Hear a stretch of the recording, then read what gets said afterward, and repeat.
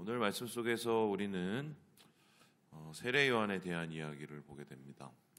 세례 요한이 왜 세례 요한인가? 세례를 주는 자였기 때문입니다. 어디에서 세례를 줬을까? 광야에서 세례를 줬습니다. 광야에서 뭘 거기까지 세례를 주었을까 생각을 해본다면 그는 광야에서 외치는 소리였고, 외치는 자의 소리는 대부분 회개에 대한 이야기였습니다. 그래서 그가 베푼 세례라는 것은 말 그대로 회개의 세례예요. 그러면 왜 회개의 세례가 필요했을까? 회개해야 천국을 볼 수 있기 때문이 있습니다. 그래서 요한은 자기의 임무와 자기의 사명을 정확하게 알고 있었었는데, 회개시키고 천국에 나아갈 수 있는 길을 열어서 예수님이 오실 길을 예비하는 자로서의 사명을 감당했던 것입니다. 이게 말이 쉽지 굉장히 어렵습니다. 왜냐하면 이런 건데요. 많은 사람들이 자기를 따르고 많은 사람들이 자기를 보러 옵니다. 소위 말해서 인기가 있는 거죠. 그 상황 속에서 예수님의 존재는 사실 무명이었어요. 거의 모든 사람이 알지도 못하고 인정할 수도 없는 그런 존재였단 말입니다. 그런데 그런 분을 세례 요한은 알아볼 뿐만 아니라 자기가 이때까지 사역했던 모든 열매를 그에게 넘깁니다.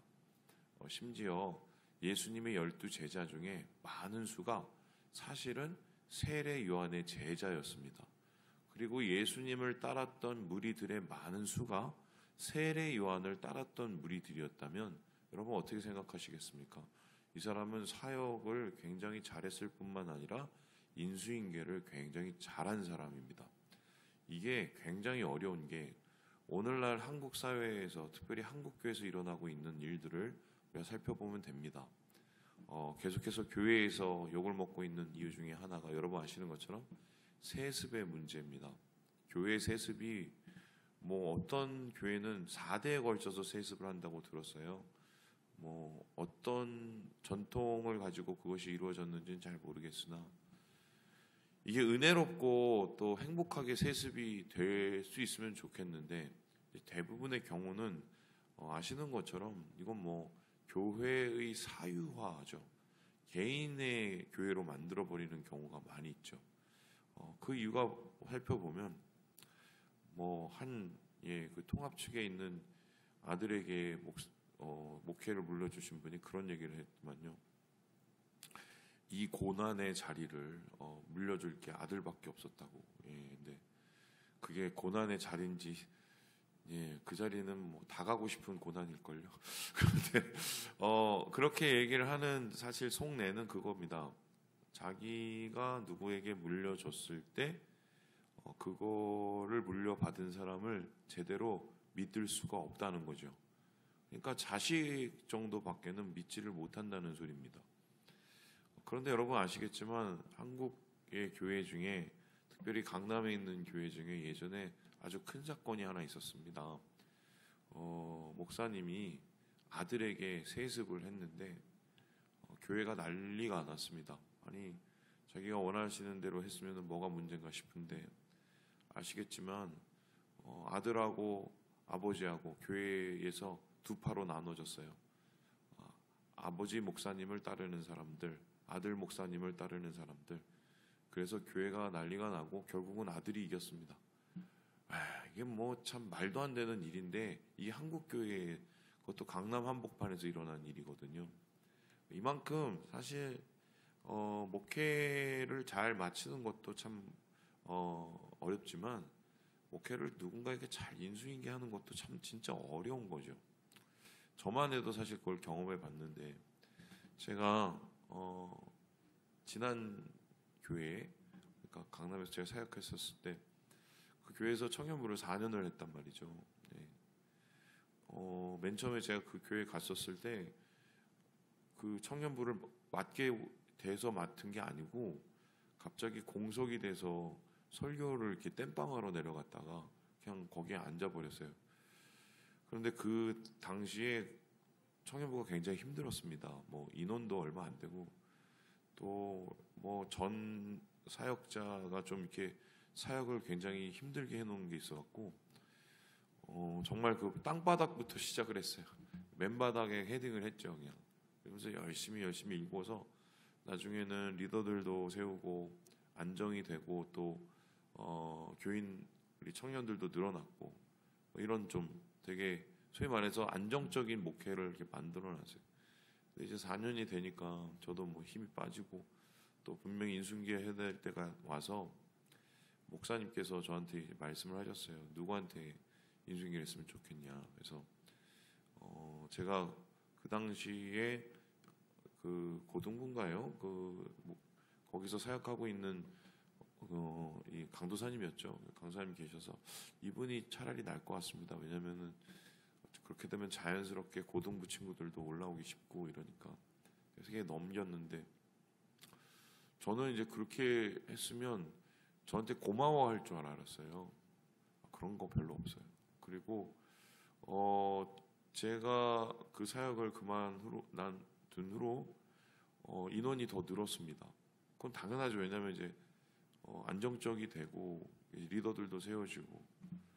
근데 이제 그걸 보면은 저는 뿌듯할 줄 알았어요. 배가 아프던데요. 그게 사람의 마음이에요. 그게 사람 마음이에요. 그런 상황에서 이 세례요한은 정말 큰 자죠. 왜 그렇습니까? 아낌없이 남김없이 자기는 쇠해지고 예수님은 흥해지기 위해서 모든 것을 내려놓은 사람. 진짜 이 사역자의 가장 모본이 되는 모델이 되는 사람이라고 할 수 있습니다.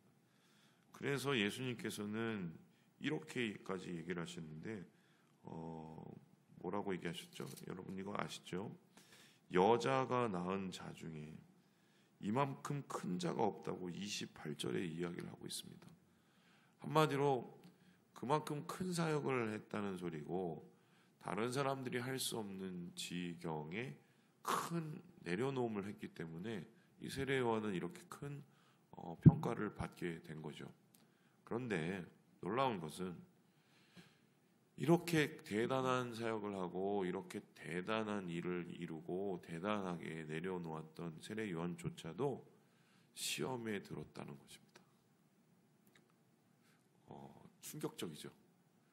아니 어릴 때부터 광야에 나가서 정말 메뚜기와 석청을 먹어가면서 아무것도 바라지 않고 그냥 사역을 하던 그 사람, 우리가 보기에는 믿음만 있을 것 같은 그 사람도 야 이렇게 무너질 수가 있네.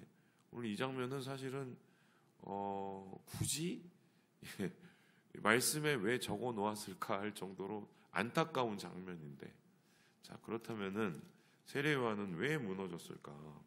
우리 한번 추정을 해볼까요? 우리 함께 19절의 말씀을 같이 한번 읽어보도록 하지요. 시작. 요한이 그 제자 중 둘을 불러 주께 보내어 이르되 오실 그이가 당신이 오니까 우리가 다른 일을 기다리우리까 알아 하매. 요 이야기가 어떤 이냐면가 제가 잘한 게 맞나요? 라고 질문하는 겁니다. 저는 메시아를 예비하러 온 그 길을 닦으러 온 사람인데 그래서 당신을 분명히 그리스도라고 생각하고 메시아라고 생각을 하고 나의 사역들을 다 이렇게 내려놓고 당신에게 인수인계를 해줬는데 당신이 진짜 그분이 맞나요? 의심이 든 겁니다. 의심이. 아니 분명히 세례를 줄 때 하늘에서 하늘이 열리고 성령의 비둘기 같이 내려오고 하나님의 음성이 오는 것을 같이 들었을 텐데 어떻게 이렇게 의심이 들 수가 있을까요? 세례요한인데. 이것은 당시의 상황을 좀 더 자세히 보면 되는데 지금 세례요한이 어디에 있냐면 감옥에 있어요. 감옥에. 제가 이스라엘에 가서 세례요한이 갇혔던 감옥을 한번 가봤습니다. 추정이긴 하지만 그래도 아마 여길 가거나 이런 비슷한 장소였을 것이다 라는 데를 가봤는데 저는 감옥이라고 해서 어떤 건물에 이게 있는 줄 알았더니 이게 아니라 그냥 허허 벌판에 굴을 크게 파놓고 거기에다가 소위 말해서 이렇게 쇠창살해 놓은 그런 공간이에요. 정말 황량한 사람 살 곳이 안 되는 거기에 갇혀 있었습니다. 왜 갇혀 있었는가? 세례요한의 마지막 부분에 담대하게 그 당시에 있는 타락한 정권을 향해서 비판을 했죠. 타락한 정권을 향해서 비판한 이유는 그들의 정치를 잘못했다는 이유도 있지만 사실은 더 중요한 것은 말도 안 되게 자기 동생인가요? 동생의 아내를 빼앗은 이 소위 말해서 십계명 다 어기고 율법을 다 어긴 그것을 정면적으로 도전을 한 겁니다. 여러분 아시겠지만 권력자 옆에는 대부분 다 아첨하는 딸랑이들만 존재하죠. 진짜 제대로 된 정치하는 사람이라면 옆에 쓴소리를 하는 사람을 둬야 되거든요. 그래야 자기가 하고 있는 일에 균형을 생각하게 되는데 폭군들은 그리고 멍청한 사람들은 딸랑이만 옆에 둡니다. 아첨하는 사람만. 그러니 이러한 그 당시의 왕이죠. 그 왕의 이런 잘못된 행동을 지적하는 사람이 아무도 없었던 거죠. 지적을 했었을 때 모두 다 죽였겠죠. 그런데 용감하게 이렇게 비판을 한 겁니다. 그렇다면은 이 세례 요한은 자기가 생각할 때 이것이 하나님의 뜻이라고 생각했고 하나님의 공의를 세우는 일이라고 생각했단 말이죠. 그리고 나서는 장렬하게 붙잡혀서 지금 감옥에 갇혀 있어요. 그리고 그는 거기서 무슨 생각을 했을까요? 나는 이제 할 일을 했다. 이제 내 다음은 이제 예수 그리스도 메시아가 해야 될 차례다. 그러면 메시아는 어떤 분이냐? 해방하러 오신 분이고 자유케 하러 오신 분이다. 그러면 해방하고 자유케 한다는 것은 무엇이냐? 죄와 악과 분리로부터 우리를 자유케 하고 해방케 할 분이라고 생각을 한 것이요. 그러면 죄와 악과 분리로부터 자유케 하면 지금 죄와 악과 불의의 가장 핵심은 누구냐? 세례요한이 보기에는 로마라기보다는 로마보다 더 핵심적인 불의가 눈앞에 보인 거죠. 누구죠? 그 당시에 왕이었어요. 그런데 예수님께서 사역을 열심히 하고 계시고 갈릴리에서 혹은 여기저기를 다니면서 말씀도 전하고 또한 이런 은혜를 나타낸다는 것은 알고는 있는데 그러면은 그러한 영향력이 지금 누구한테 미쳐야 됩니까? 자기한테 미쳐야 되죠. 불의에 붙잡혀 있고 죄악에 붙잡혀 있어 죄악의 세력에 붙잡혀 있으니까 와서 자기를 구원해 줘야 되잖아요. 와서 자기를 해방시켜 줘야 되잖아요. 그거를 하루 이틀 기다리고 사흘 나흘 기다리는데도 올 생각이 없으신 거죠. 답답한 거예요. 우리도 이럴 때가 있죠. 나는 정말 최선을 다해서 살았는데 나는 잘한 것 같은데 부족하고 연약하지만 그래도 나는 뭔가 노력을 했는데 이 정도 되면은 하나님께서 그래도 나를 좀 이렇게 돌아보실 거라고 생각을 했는데 오히려 더 상황이 꼬이고 잘 안 되고 힘들어지고 어려워지고 오히려 내가 생각한 거에 반대가 되고 그러면은 흔들립니다. 흔들리면서 어떤 생각을 하죠? 이게 제대로 된 건가? 이게 맞나? 이게 내가 제대로 한 거 맞아? 이렇게 생각을 하다가 나중에 아시겠지만 하나님 도대체 어디 계시지? 하나님 뭐 하고 계시지? 하나님 계시면 어떻게 이럴 수 있지? 이런 생각이 이제 사로잡히게 되죠. 그거는 어떻게 보면 당연한 거예요. 인간은 약하고 인간은 두려움에 당연하게 노출돼 있고 그 두려움에 노출되면 사람은 생각이 흔들리거든요. 생각이 흔들리면 믿음이 흔들리기 마련인데 사실 이 요한도 그러한 시험에 처하게 된 거죠. 자, 그렇다면은 여기에 대해서 예수님께서는 어떻게 얘기하셨을까? 우리 함께 23절의 말씀을 같이 한번 읽어보도록 하겠습니다. 시작. 누구든지 나로 말미암아 실족하지 아니하는 자는 복이 있도다 하시니라. 예수님께서는 가서 본 거를 얘기해줘. 그 본 것은 뭐였습니까? 22절에 보니까 못 걷는 사람이 걷고 나병 환자가 깨끗하게 되고 귀먹은 사람이 듣고 죽은 자가 살아나는 말 그대로 이사야서에 나타나는 복음이 지금 전파되고 있다는 것을 분명하게 보여주게 되는 거죠. 그래서 거기에서 말씀하시는 것은 틀린 게 아니고 잘한 거라고 얘기했어요. 네가 당신이 했던 그 사역은 굉장히 잘한 거라고, 맞는 거라고 얘기했어요. 하지만 그리고 나서 예수님께서 더 얘기하시기를 실족하지 말라고 얘기합니다. 실족하지 말라. 그런데 사실 이거는 우리가 봤었을 때 굉장히 좀 무책임한 얘기예요. 이런 거 아닙니까? 은인이잖아요. 은인. 자기의 은인이라고요. 그러면 좀 각별하게 좀 대하고 또 가서 찾아보고 뭔가 좀 이렇게 사인을 주고 이래야 되는데 좀 냉정하죠. 예수님께서는 실족하지 마. 네가 한 건 맞고 근데 지금 그건 네가 감당해야 돼. 이렇게 얘기를 하고 있습니다. 여러분 이거 어떻게 받아들여야 되나요? 어떻게 받아들여야 되나요? 뭐 학자들은 여기에 대해서 만일에 세례 요한이 여기에서 자기의 사역을 계속했다면 예수님의 사역이 제대로 이렇게 이어졌을까?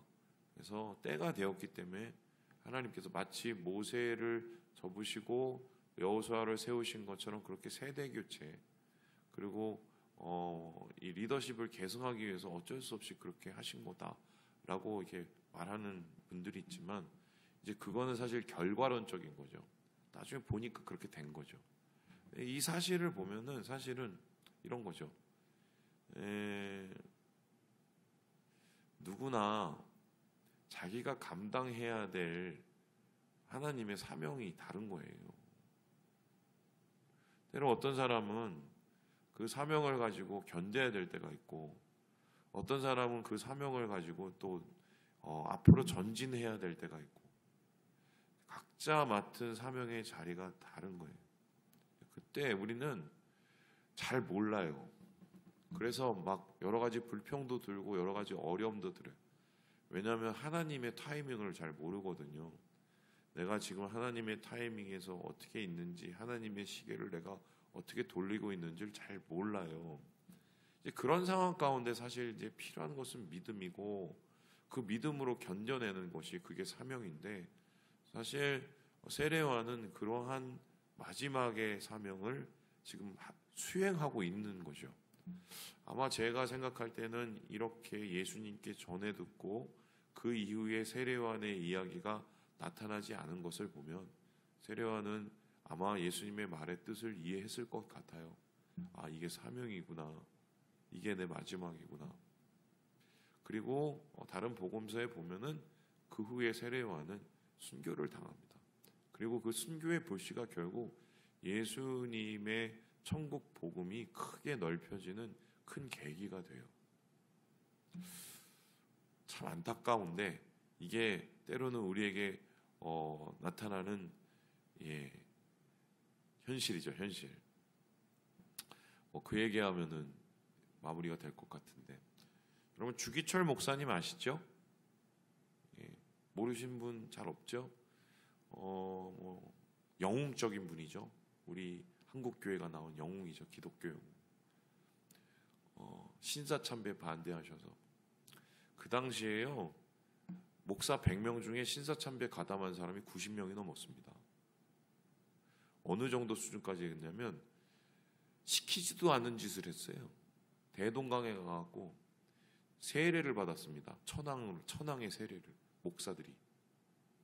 거기서 끝난 게 아니라 세례 안 받고 신사참배 안 한 목사들을 이단으로 규정을 하고 대대적으로 핍박을 했어요. 우리가 잘 모르고 있는 게 일본 순사들이 목사들을 신사참배하지 않은 목사들을 핍박한 게 아니에요. 그거는 나중의 일이고 제일 처음에 핍박을 시작했던 사람들은 뭐냐면 내부 사람들이었어요. 변절한 목사들. 그런데 주기철 목사님은 그거 다 감당하고 견뎌내시죠. 그런데 여러분 모르시는 일이 하나 있어요. 주기철 목사님이 고문을 심하게 당하셨어요. 엄청 심하게 당하셔서 자기가 감당할 수 있는 이상의 고문을 이렇게 당하면서 그런 멘탈이 나가잖아요. 그런데 일본 이 순경들이 못된 게 심리전을 쓴 거예요. 어떤 심리전을 썼느냐? 자기 가족들을 보게 했어요. 그 고문을 당하고 있는 상황 가운데